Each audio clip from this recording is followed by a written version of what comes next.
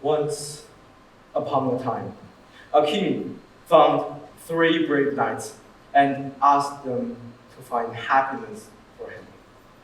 They departed, and each of them had different definitions of happiness. The first one believed that happiness was supreme glory, so he died on the way to attack the enemy country. The second one believed that happiness came from great fortune, so he ended up passing away in reckless curiosity and betrayal within the market. The third one wasn't as eager as others to define happiness. Instead, he just continued wandering. 3 years later, only the third person made it back to the castle, but with empty hands. The king asked, "Where are the other 2 people?" "They died on the way to find your happiness, your majesty," said the man. "Why do you have nothing in your hands?" "Because I have found my happiness." My dad always shares a message with me through stories, but he never finishes the story. Instead, I need to find the answer by myself. This time, as usual, he stopped just as the end of the story was about to be disclosed. I questioned him. What did he mean by that? What happiness did he find? While I was eager to know the answer, my dad responded, "What is happiness to you?" What is happiness to me? I asked myself this question, but could not come up with anything. The conversation between us fell silent. It was time to go to school, and I was on my way. The first thing I did before I went into the school gate was to go to Family Mart and buy myself breakfast. Usually it would be bread and coffee. While I was eating on the way to school, I thought about exams and all the work I needed to do during the day. First block, I had a physics exam. After that, I had an assignment due. Then here's a math quiz followed by a presentation in another class.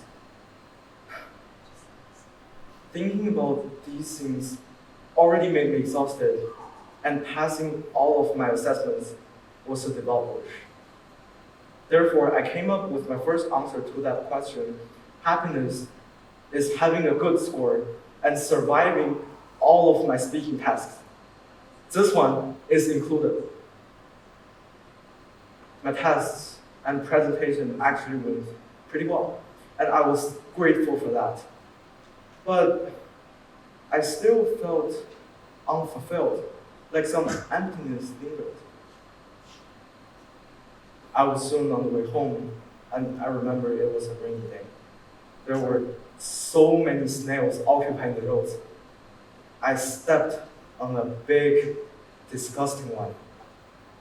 I almost threw my shoes away and thought to myself,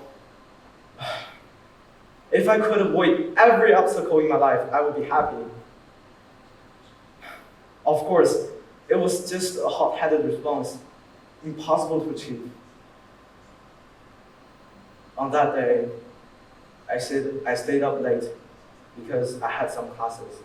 I got really tired and thought if I could get full marks on every summative assignment, I would be happy. Then I fell asleep. The next day, I told my father about the unfortunate events of the previous day. I went on and on about how this kind of life is infinite and that suffering would be my portion.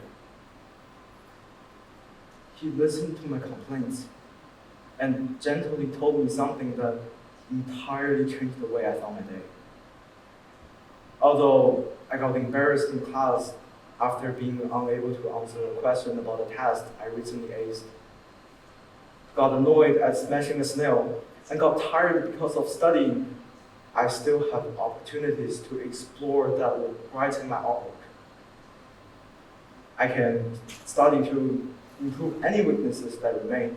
I could clean my shoes despite my laziness, and I could continue to level up my overall academic abilities by changing my mindset about having to study. Before heading out for the day, it hit me. I've not been the kind of person who naturally observe things as they are. At one point, I couldn't see well. Even though my eyesight got me from point A to point B, everything was blurry, but life went on. After a series of examinations, I was prescribed glasses, and soon saw the world was cleared. What mid-thought, as I prepared to head out, my father convinced me to avoid staring at my phone on my journey, as this was a bad habit of mine. Could it be that I chose to be blind? Was my father pointing out a reality that I had not considered? I set out for the day and kept my phone in my pocket, determined to see clearly. I found that the journey I had walked through millions of times became new and strange. I heard birds singing. I saw the lush green leaves shining in the sunlight. I felt warm and content. In the afternoon, I chose to replicate my observational approach. I thought perhaps I could find something new. I watched the sunset. The clouds were beautiful. The air smelled refreshing, perfumed with the fragrance of flowers. And I saw a cat too. It was cute. In the moment, I realized that perhaps happiness appears in the small things that I often ignored in the past, because I blindly asserted that happiness should be a lofty goal, something measured through numbers like scores or money. Wait, didn't the two that nights in my father's story also believe this too? Only then did I realize how naive I had been about what happiness truly is. Happiness is like a puzzle. It is not always something tangible. It's quiet at times, not always accompanied by applause. Happiness whispers, like the wind that gently blows, water that quietly flows, and the seed that slowly grows. I reported my finding to my father.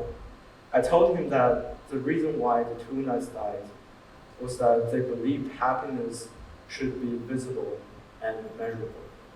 And I believe many people in the real world believe so too, thinking happiness should be something like an offer from top university, super loud laughter, money, or being in a relationship. But happiness does not need a standard. When we ultimately look back through our entire lives, what we sigh for and are proud of is not how successful we were or how much money we earned. It is what we have overlooked. We might even forget the so-called happiness we once targeted at each phase of our lives. People often want to have a meaning of life, but the meaning of life is simply breathing, and so is happiness. Glory fades, and money depreciates.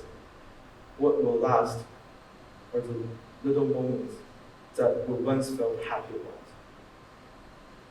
When we become old, not even being able to walk, we will say, haha, I have lived as myself, and I'm glad that my life has been brimming with happy moments. Do you remember what the king asked the remaining knight? Why do you have nothing in your hands? I didn't find treasure, nor did the knight, but we should all be inspired to embrace the happiness hidden in the small moments of our lives. Therefore, if I were the knight reporting to the king, I'd say, I saw trees waving, birds singing, and people dancing. I found no crown, no money, only a world filled with small things. Now, here's what I'd like to leave with you. In life, whenever we're faced with an obstacle that bears a little weight, we call those minute details small stuff. And there's a saying that reminds us not to allow these small things to impact the bigger picture. Don't sweat the small stuff. Well, I agree that small things don't necessarily hold much weight in this scenario. You should sweat the small stuff in your everyday lives. Happiness is waiting there. Thank you.